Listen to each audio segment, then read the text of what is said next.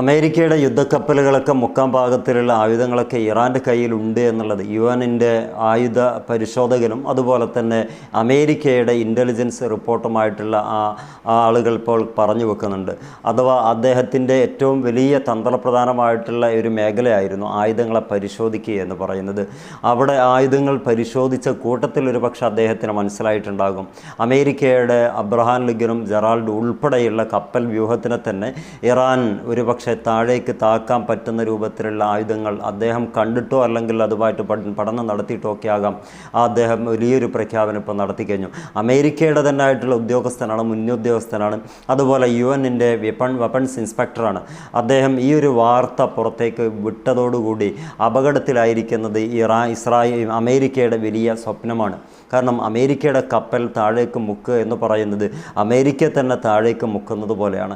അതുകൊണ്ട് തന്നെ ഇനിയും ഒന്നുകൂടിയും ആലോചിക്കുകയും ഇനിയും ഒരു വട്ടമേശ സമ്മേളനം നടത്താനുള്ള വകുപ്പുണ്ടോ എന്ന് അന്വേഷിക്കാനും പാകത്തിലുള്ള ഇദ്ദേഹത്തിൻ്റെ ഒരു സ്കോട്ട് റൈറ്റ് എന്ന് പറയുന്ന അദ്ദേഹത്തിൻ്റെ വലിയ ഒരു കോട്ടിങ് ഈ ലോകം ഇപ്പോൾ വലിയ ചർച്ചയിലെടുത്തിരിക്കുകയാണ്.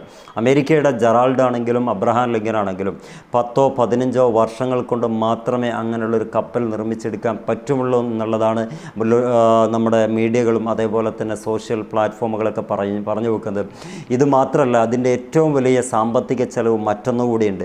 ഈ 2 കപ്പൽ ആഴങ്ങളിലേക്ക് ആഴ്ന്നിറങ്ങുകയാണെങ്കിൽ ലോകത്ത് പിന്നെ ഒരു അമേരിക്കയെ കാണാൻ കഴിയില്ല.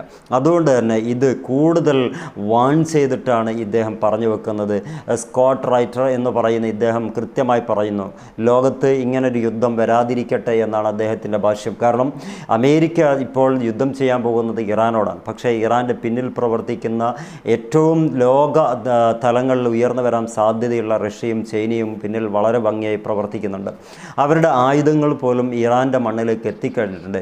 അവരുടെ ആയുധങ്ങളും ഇറാൻ്റെ ആയുധങ്ങളും വെച്ച് നോക്കിയാൽ കൂടുതൽ പ്രഹരം ഈ 2 കപ്പലിലും ഏൽക്കാനുള്ള സാധ്യതയുണ്ട്. അഥവാ ജെറാൾഡ് ഇസ്രായേലിൻ്റെ ഭാഗത്താണെന്ന് പറയപ്പെടുന്നു. ഇനി ഇസ്രായേലിൻ്റെ അല്ല പെർഷ്യൻ കടലിടുക്കിൽ ഉണ്ട് എന്നും പറയപ്പെടുന്നു. എന്താണെങ്കിലും ആ ഒരു ലെവലിലേക്ക് എത്തുകയാണെങ്കിൽ ഇറാൻ്റെ കരങ്ങളിൽ ഇപ്പോഴുള്ള ആയുധങ്ങൾ കൊണ്ട് ആ കപ്പലുകളെ മുക്കിക്കളയാൻ സാധിക്കുമെന്നുള്ളതാണ് ഇവിടുത്തെ അമേരിക്കൻ ഉദ്യോഗസ്ഥനെ വിലയിരുത്തുന്നതും ലോകത്തിന് മുമ്പിൽ പറയുകയും ചെയ്തത്. കാത്തിരിക്കാം എന്തൊക്കെ നടക്കുമെന്നുള്ളത്. എന്താണെങ്കിലും ഈ കപ്പൽ കൊണ്ട് വിരട്ടാമെന്ന് വിചാരിച്ചത് അമ്പേ പരാജയപ്പെട്ടിരിക്കുകയാണ് അമേരിക്ക. മറ്റൊരു വീഡിയോയിൽ കാണാം. എല്ലാവർക്കും നന്ദി.